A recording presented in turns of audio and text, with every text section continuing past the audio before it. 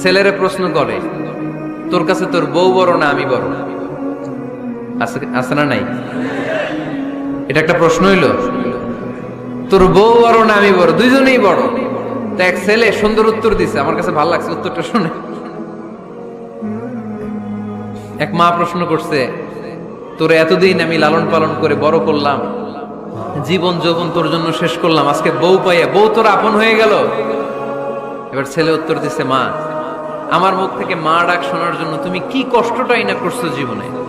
10 মাস আমারে পেটে ধারণ করলা, খাইতে পারো নাই, বমি করছো, খালি ওষুধ খাইছো, তোমার পেট কেটে আমারে বের করা হয়েছে, 2 বছর আমারে দুধ খাওয়াইছো, পেশাব পায়খানা পরিষ্কার করেছো।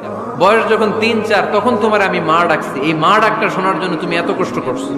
আর আরেকবারের মাইয়া এই ঘরে আইসাই তোমার মা ডাকা শুরু করছে। যেই মেয়েটা তোমারে মা ডাকে সে আমার আপন হবে না কেন মা?